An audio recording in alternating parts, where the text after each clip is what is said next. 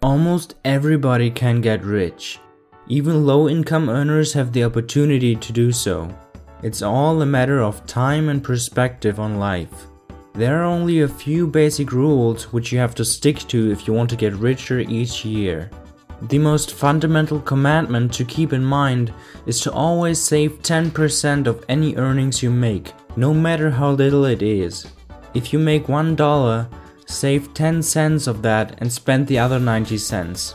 If your monthly net income is $1,500, save $150 and use the other 90% for your expenses.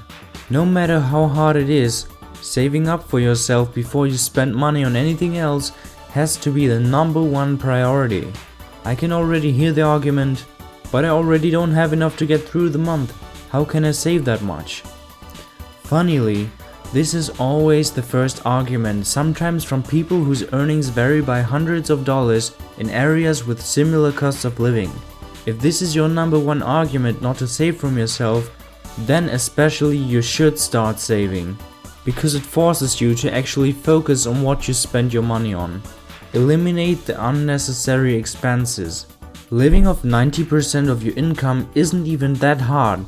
Most people will not even notice it. If you're in debt, of course you should make eliminating that debt a priority as well. You cannot bring your net worth into the plus zone if you have a huge debt on the side. Allocate another 10% of your net income to pay off your debt. If you can afford it, allocate 20%. This way you build wealth on the one side, killing off that big minus on the other side. After you successfully paid off your debt, you can even allocate the 10% you used to pay the debt with for the savings, since you are already used to not utilizing them for your daily living expenses. Always live below your means. This is how you're going to build wealth.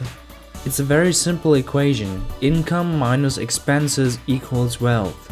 If you want your wealth to build up, then your expenses have to be less than your income. Simple. All it takes is discipline and swallowing that false impulse that living above your means makes you happier in the long term. Of course, you cannot simply put the money into a jar and start hoping that your money will eventually multiply. The opposite is true. Money needs to work. If it doesn't work, it will lose its value through inflation. Consider putting your money into stocks or funds. I always put my money into high dividend funds. If you are not experienced in the stock market, try not to invest into single stocks, but instead put your money into the hands of experienced managers who know how to make you money. A good example for low cost and low risk investments are index funds.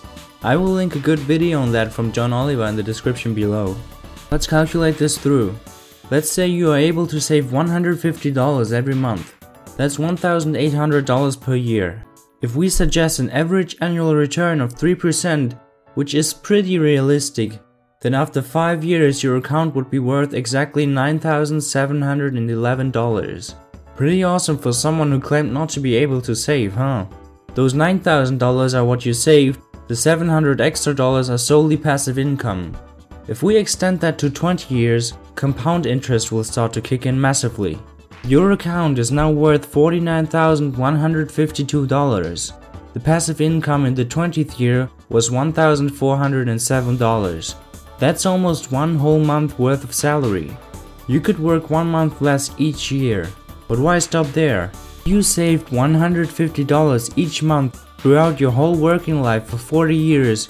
Your account will be at $137,927. Can you imagine having that much money on your account just by paying $150 to yourself every month? This also explains how every family can get rich over multiple generations.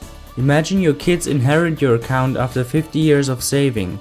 They also save for another 50 years.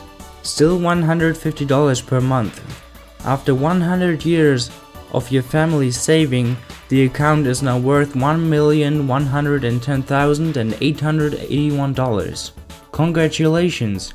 Your inheritors are now millionaires. The best is, you only invested $180,000, the rest is all compound interest. Of course, this doesn't take account inflation, but this is exactly why we invest in the first place, to escape inflation. The earlier you start saving, the greater the effect for yourself and your family. Thanks for watching, and don't forget to be valorous.